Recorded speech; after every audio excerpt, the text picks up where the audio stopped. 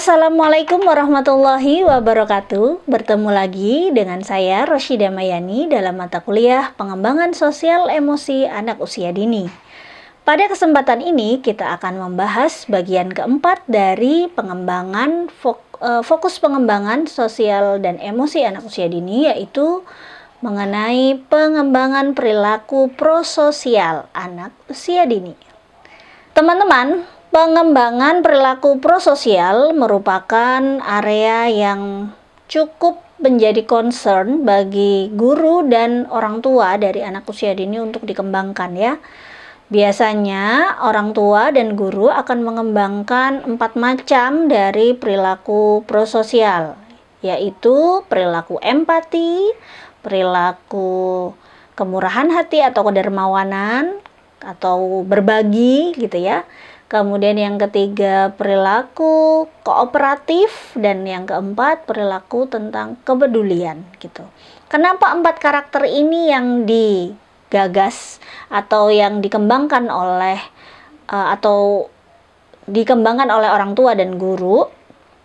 Karena 4 karakter ini adalah karakter-karakter yang sangat dibutuhkan dalam kehidupan bermasyarakat kelak. Harapannya ketika anak memiliki 4 karakter ini, minimal mereka bisa beradaptasi dengan lingkungannya, menjadi manusia yang seutuhnya, dan bisa saling berinteraksi dengan masyarakat dengan cara yang baik dan menyenangkan.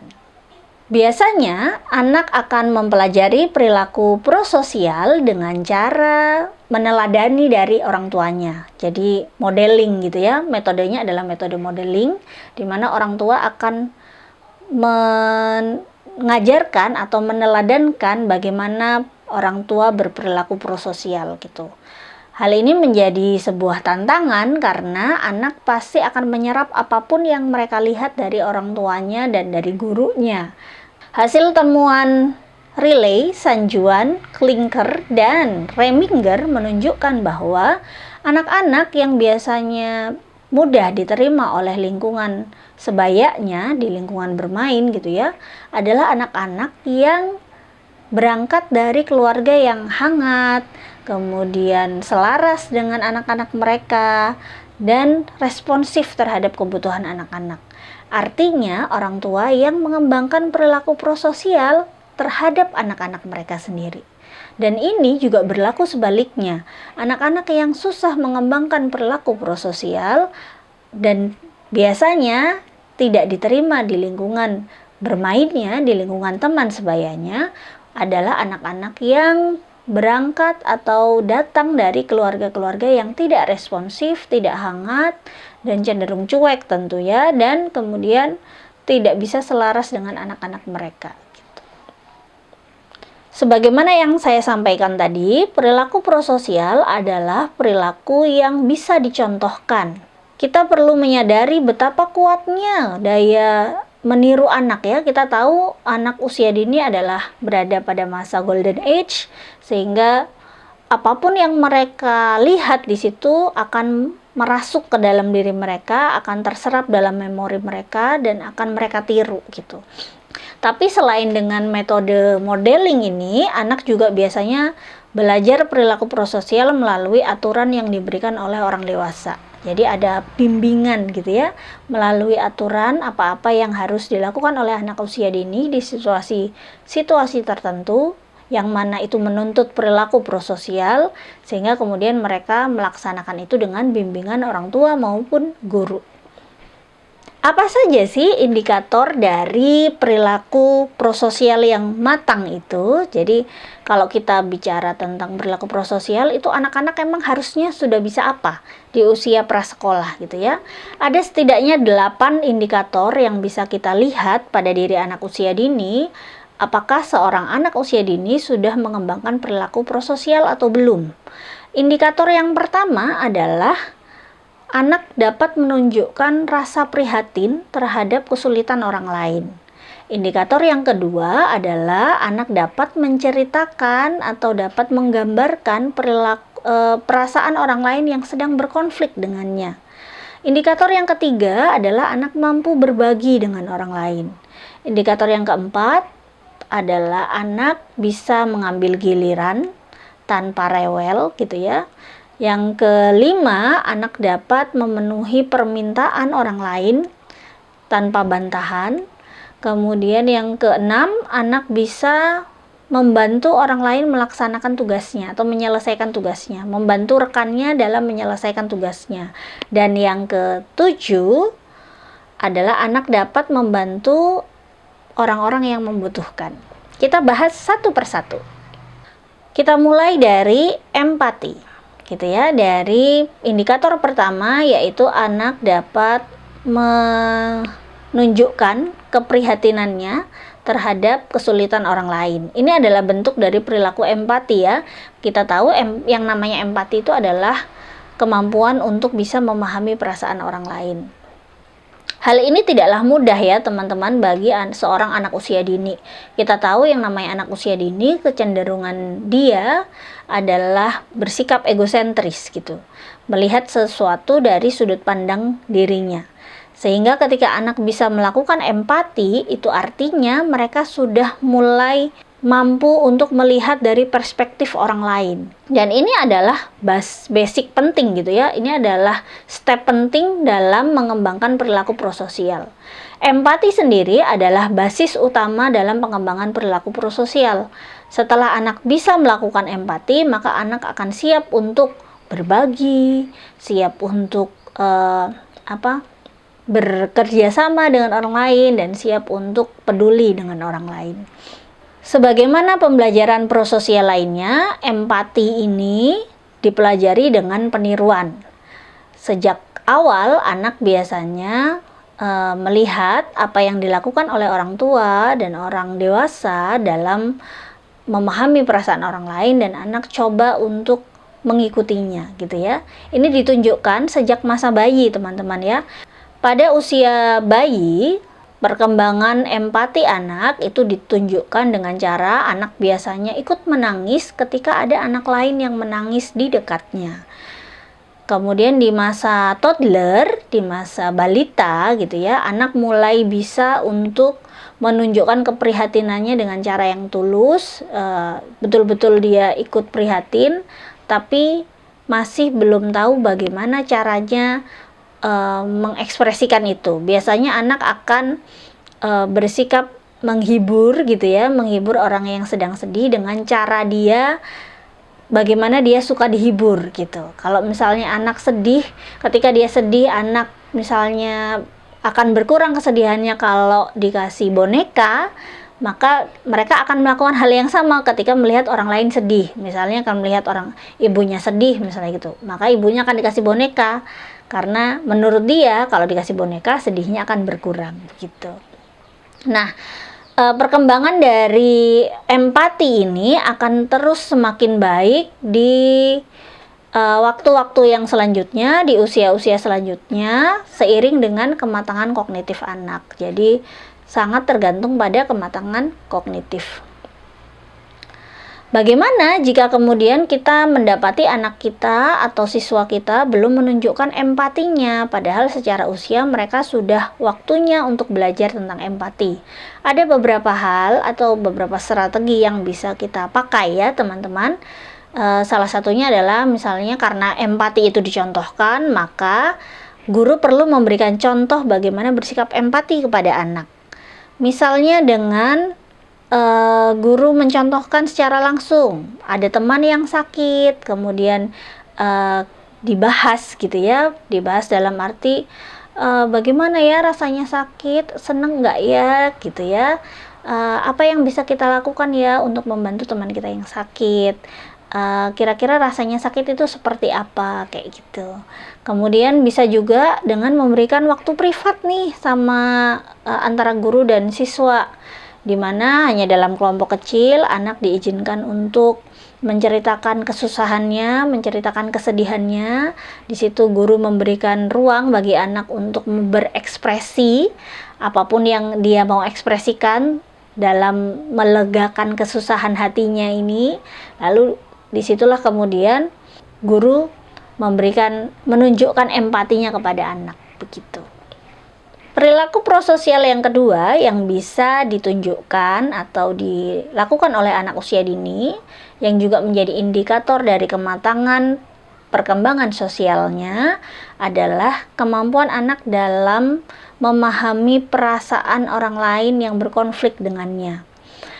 Biasanya anak akan lebih mudah mengembangkan empati apabila anak yang diempati ini nih, atau subjek atau objek empatinya adalah teman dekat dari si anak gitu ya.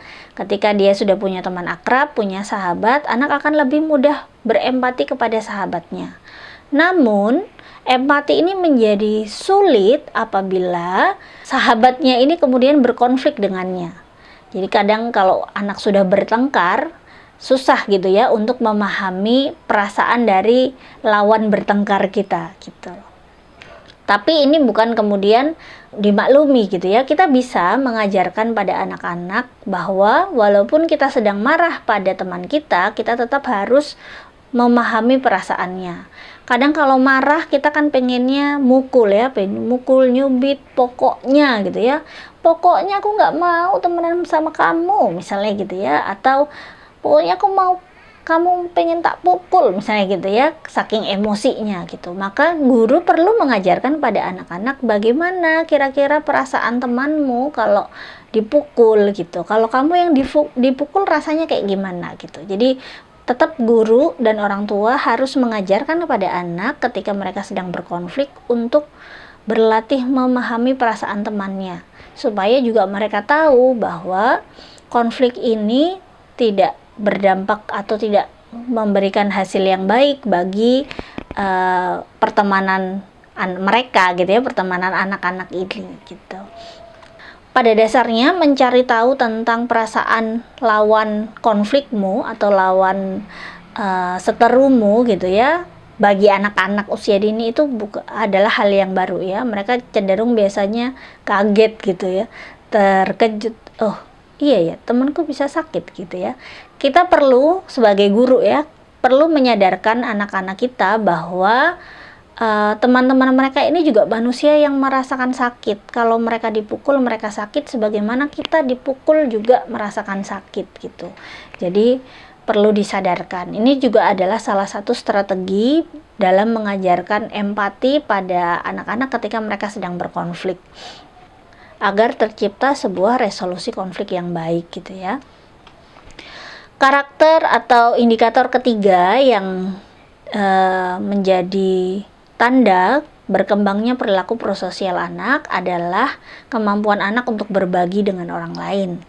Berbagi ini adalah salah satu materi perilaku prososial yang cukup mudah karena kesempatannya banyak gitu ya, sering ditemui anak dalam kehidupan sehari-hari.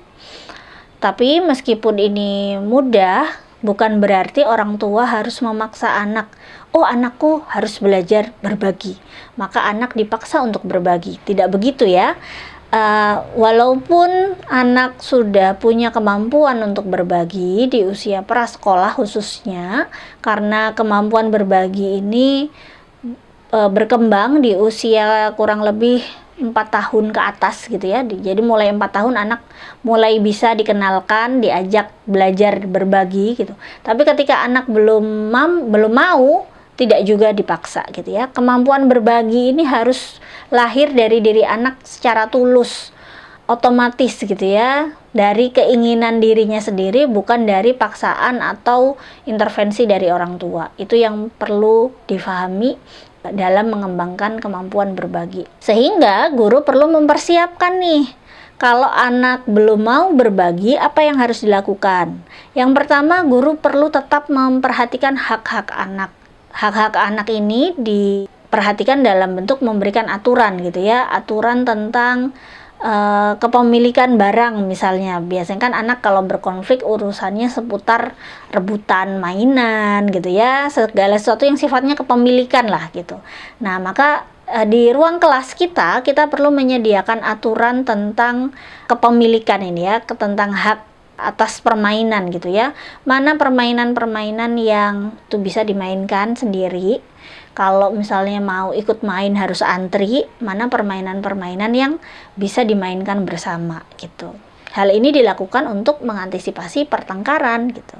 Bagaimana kalau anak kita tidak bisa menunjukkan kemampuan berbagi? Yang bisa kita lakukan adalah, pertama, ada beberapa hal ya. Pertama, kita bisa contohkan ya perilaku berbagi ini gitu ya.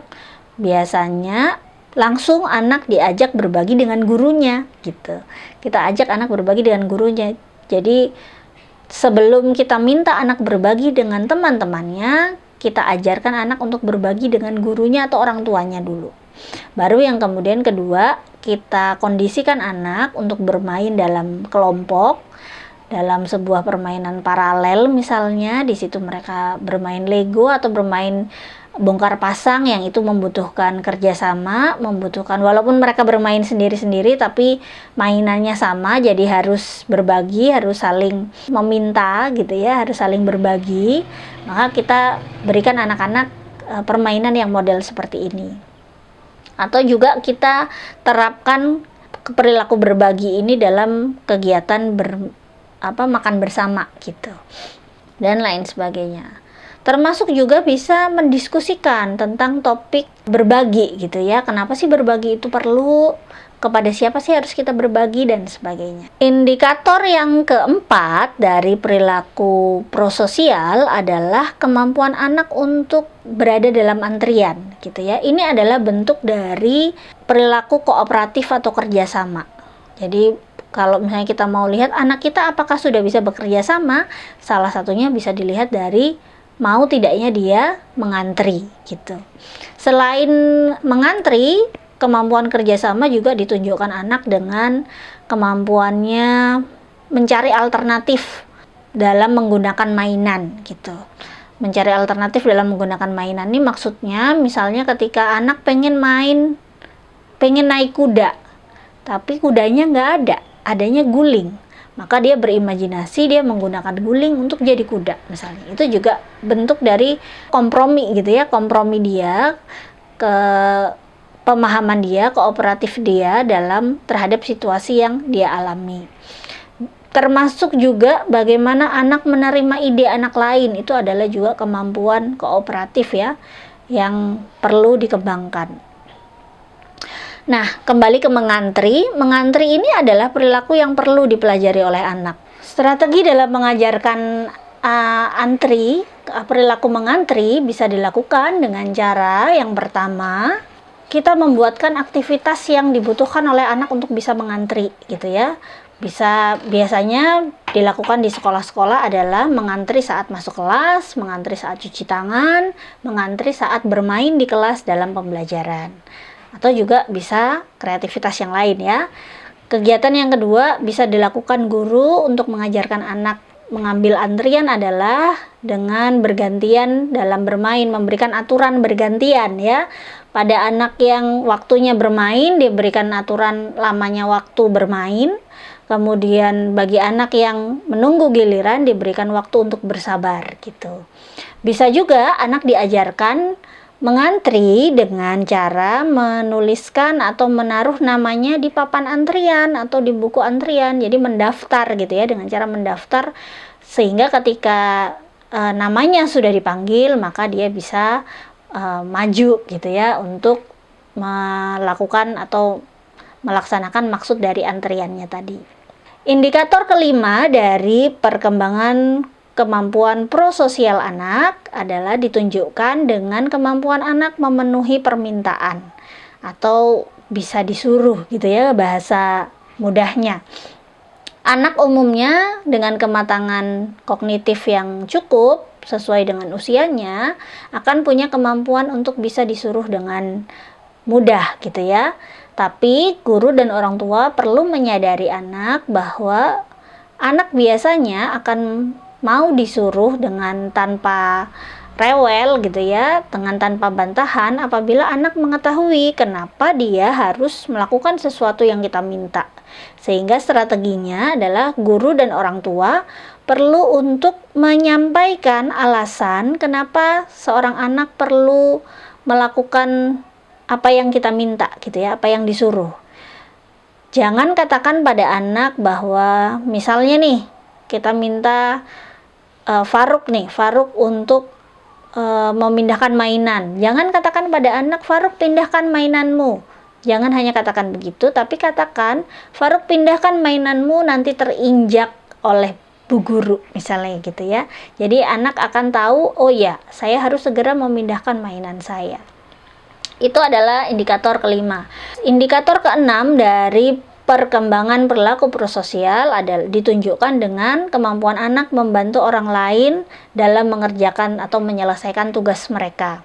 Ini membutuhkan kematangan kognitif yang baik ya, karena anak secara tidak langsung siap untuk memberikan atau bersedia untuk membantu, bersedia untuk mengambil peran terhadap kesibukan orang lain. Ini adalah bentuk dari perilaku atau sikap peduli ya yang ada dalam diri anak. Biasanya sikap atau kemampuan peduli ini berkembang dengan pesat di usia 3 tahun. Jadi di usia 3 tahun ini anak mulai suka membantu orang gitu ya, membantu orang tuanya, membantu ibunya memasak, membantu orang tua atau ayahnya cuci mobil atau cuci motor misalnya gitu. Jadi kemampuan sense of membantunya ini berkembang biasanya mulai usia 3 tahun ke atas. Nah, sehingga ini perlu dikembangkan atau dipupuk, diberdayakan. Kemampuan membantu mengerjakan tugas orang lain ini perlu dijaga dengan cara membiasakan atau memberikan tugas kepada anak-anak. Jadi perlu ada pembagian tugas, memberikan anak peran-peran gitu ya, baik di kelas maupun di rumah, tentang apa yang harus dia lakukan untuk membantu rumah atau kelasnya. Karakteristik yang terakhir dari kemampuan prososial anak adalah kemampuan anak untuk menunjukkan kepekaan atau kepedulian terhadap orang yang membutuhkan. Ini adalah kemampuan paling sulit yang perlu dipelajari oleh anak usia dini, karena biasanya meskipun anak memahami kesedihan orang lain, terbiasa berbagi, tapi anak biasanya ketika menghadapi orang lain yang membutuhkan atau menghadapi kesulitan, anak tuh cenderung bingung membantunya bagaimana gitu. Di titik inilah kemudian orang tua dan guru perlu memberikan anak keteladanan ya, memberikan anak contoh bagaimana mengajarkan, bagaimana membantu orang lain dengan cara yang tepat. Kalau tadi dikatakan di indikator sebelumnya, anak biasanya kalau melihat orang sedih ya anak cukup ikut merasa sedih dan menghibur mereka dengan cara dia akan terhibur, cara anak akan terhibur gitu ya.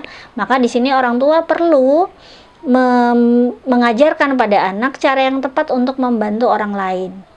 Guru perlu memandu anak dalam memberikan pertolongan dengan cara yang tepat bagi orang lain yang membutuhkan. Baiklah teman-teman, demikian materi kita tentang bagaimana cara mengembangkan perilaku prososial bagi anak usia dini. Manfaatkan dengan sebaik-baiknya. Semoga bisa dipraktikkan dalam kehidupan mengajar dan mendidik kita, dan jadilah guru PAUD yang berdedikasi. Wassalamualaikum warahmatullahi wabarakatuh.